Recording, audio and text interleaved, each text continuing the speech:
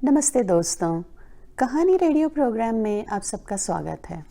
आज हम सुनेंगे शोभा नारायण जी की लिखी हुई कहानी बॉस की कुर्सी, जो कि मॉडर्न कॉरपोरेट कल्चर पर एक करारा व्यंग्य है। तो चलिए शुरू करें कहानी।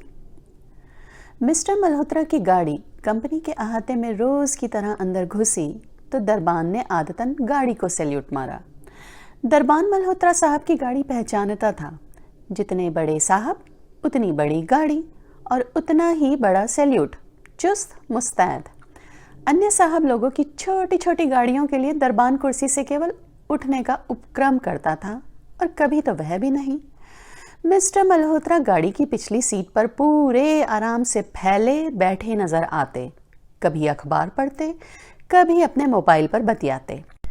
गाड़ी जब पोर्च में लगती तो ऑफिस बॉय झट से गाड़ी का दरवाज़ा खोलता, साहब का ब्रीफ केस उठाता और एक खुशनुमा गुड मॉर्निंग से उनका स्वागत करता।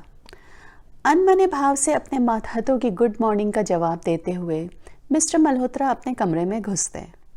कमरा अच्छा खासा बड़ा था। उनके ओहदे के अनुरूप सोफ़ा और फ्रिज तो थे ही, कमरे से उनकी परिष्कृत रुचि की भी झलक मिलती थी। क्रीम और हल्के कत्थई रंग की सज्जा और दीवार पर एम.एफ. हुसैन के घोड़े। अगर फ्रायड की भाषा में बात करें कि मिस्टर मल्होत्रा ने अपने कमरे के लिए चटक रंगों की जगह या घोड़े वाली पेंटिंग क्यों पसंद की, तो मतलब निकलेगा कि वह चरैवेती में विश्वास रखने वाले कर्मठ कार्यशील पुरुष थे।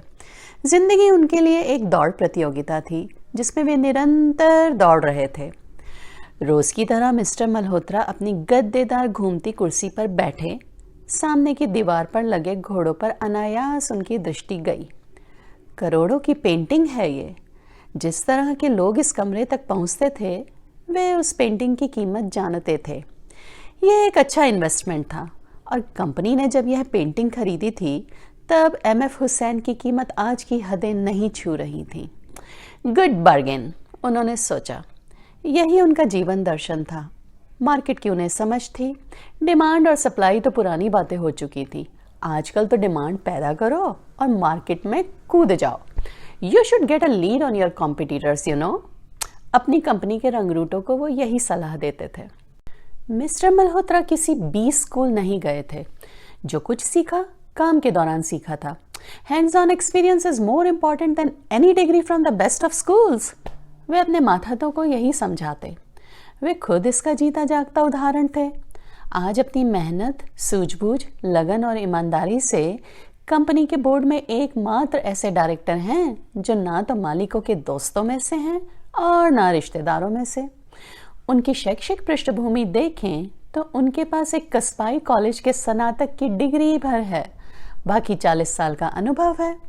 इस दौरान प्रोडक्शन, फाइनेंस, मार्केटिंग सभी विभागों में काम किया है उन्होंने।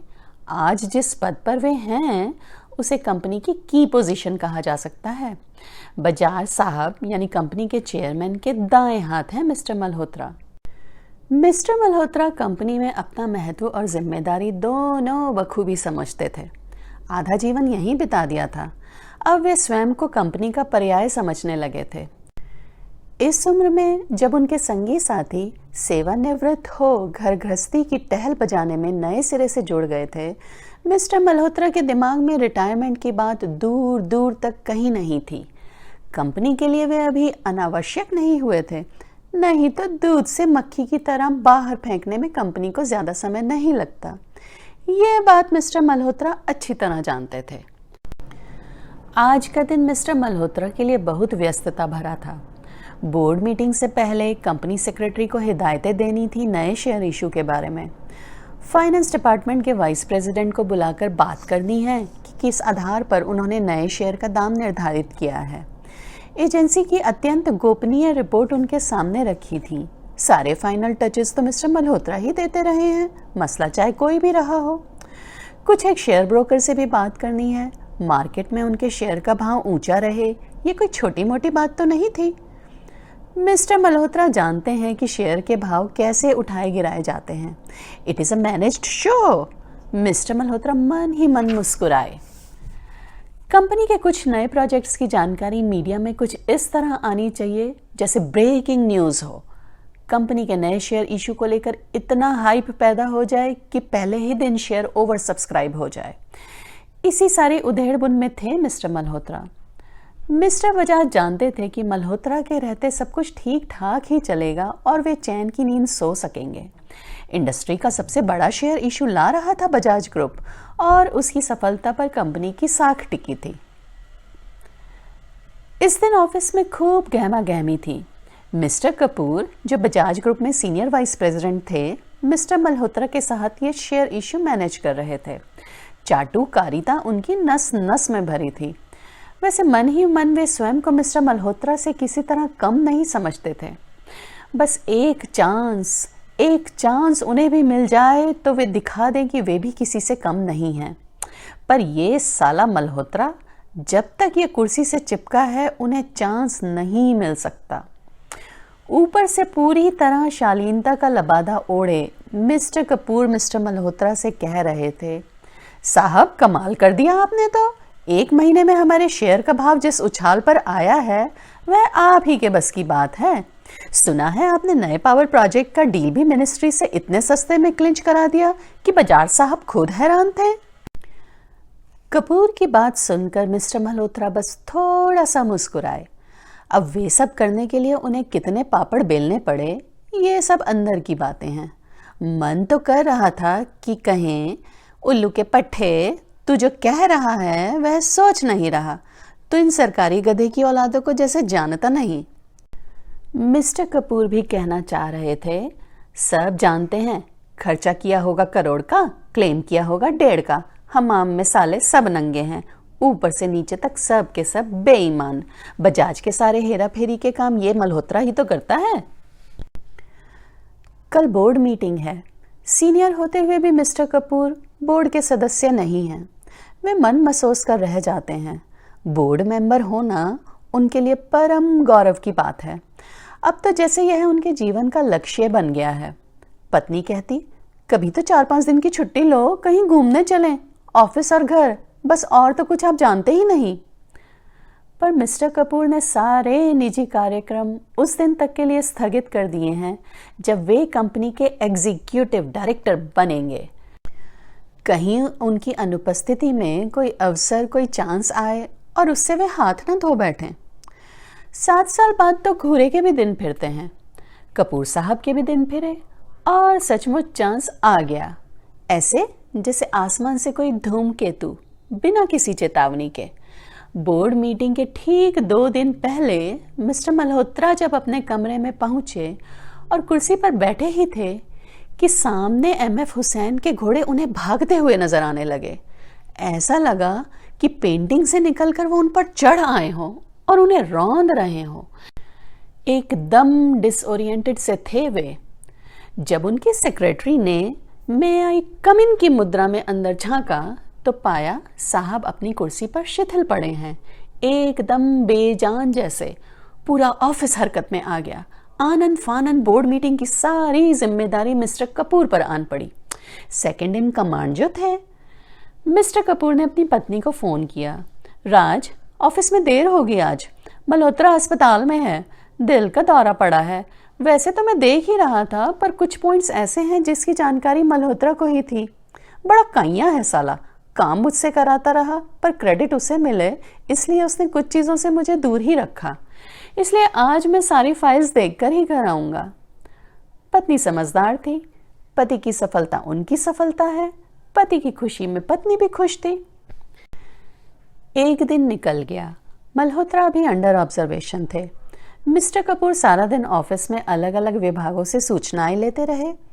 शाम को वे मल्होत्रा साहब से मिलने अस्पताल जाएंगे। सेक्रेटरी से मरीजों से मिलने के समय की जानकारी लेने को कहा और साथ ही फूलों का गुलदस्ता ऑर्डर करवाया, गेट वेल सून कार्ड के साथ। बेचारा मल्होत्रा, दिल के मरीज का न आज का पता न कल का, कब क्या हो जाए। जरूर मेजर हार्ट अटैक हुआ है, बाईपास सर्जरी हुई तो कम से कम 2 महीने की छुट्टी, और स्टेंट लगा तो भी, और भाग्यवश ऊपर से धार गए तो घोड़े वाला कमरा उसका। नहीं, उतनी दूर की नहीं सोचेंगे वे। 2 महीने काफ़ी हैं कपूर को कंपनी में खुद को प्रूव करने के लिए, अपनी प्रतिभा का लोहा मनवाने के लिए। और साले मल्होत्रा को एक्सपोज करने के लिए। कंपनी का एक होटल बनता तो मल्होत्रा का एक फ्लैट मुफ्त में खड़ा हो जाता। क्या सब जानते नहीं हैं ये बात?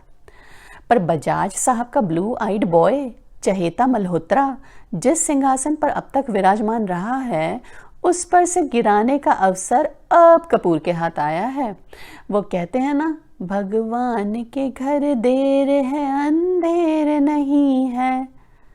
राज कितने दिन से अपनी गाड़ी बदलना चाह रही है। कपूर टालते आ रहे थे।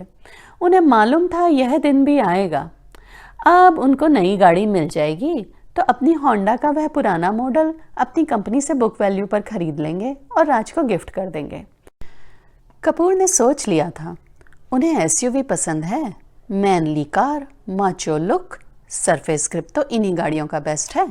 फुल्ली लोडेड गाड़ी, प्लश सीट्स, लेदर अपहोल्स्ट्री, सभी कुछ। कपूर मन ही मन सोच रहे थे, उनकी गाड़ी का रंग काला होगा। That shows the attitude.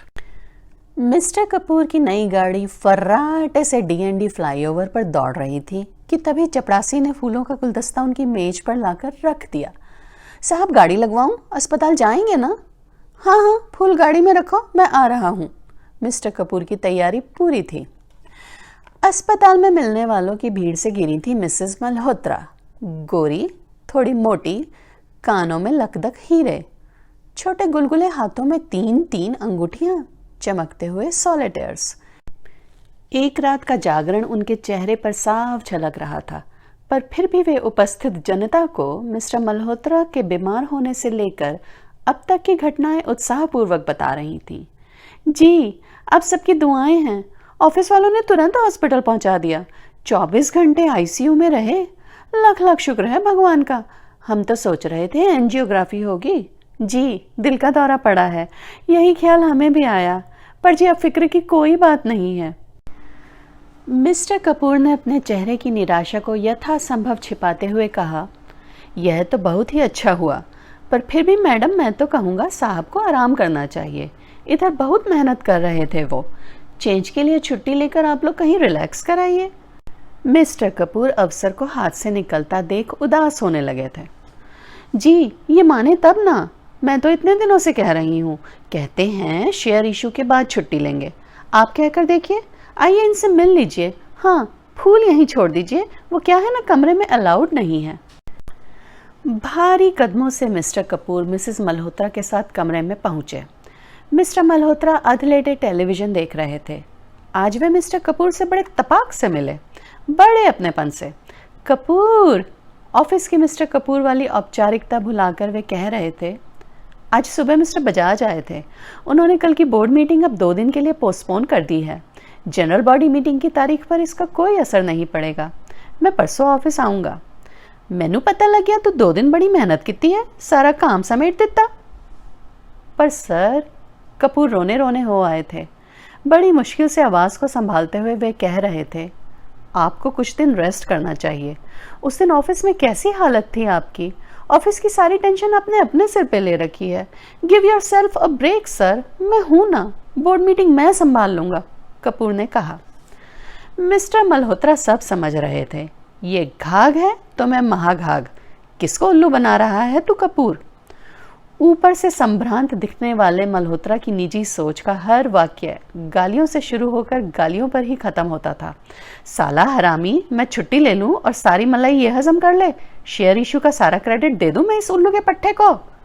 पर अपनी सोच का कोई भी भाव मिस्टर मल्होत्रा के चेहरे पर उभर कर नहीं आया था। वे बड़े खुशनुमा मूड में थे। कपूर को अपने नज़दीक बुलाकर बोले, तेनू मैं दस्सां तू हंसेगा। उस दिन तेरी परजाई ने नाश्ते में आलू के मोटे मोटे पराठे घर के सफ़ेद मक्खन के साथ ठूस ठूस के खिला दिए थे, ऊपर से 1 गिलास लस्सी। पिछली रात क्लब में ड्रिंक्स के साथ कुछ मुर्गा शुर्गा भी ज़्यादा हो गया था। पेट पहले से ही गड़बड़ था। फिर सुबह ऑफिस आते आते जो गैस बननी शुरू हुई, उसका ही नतीजा था उस दिन की मेरी बीमारी। कहते कहते मिस्टर मल्होत्रा हो कर हंस रहे थे। मिसेस मल्होत्रा मुस्कुराते हुए कह रही थी, हाँ भाई साहब। वे भी मिस्टर कपूर से भाई साहब पर उतर आई थी। कहने लगी, ये गैस का अटैक इन्हें ऐसे ही होता है। मल्होत्रा परिवार का यह भाईचारा मिस्टर कपूर के गले में हड्डी की तरह अटक रहा था। उन्हें लग रहा था कि दम घुटने की बारी अब उनकी है।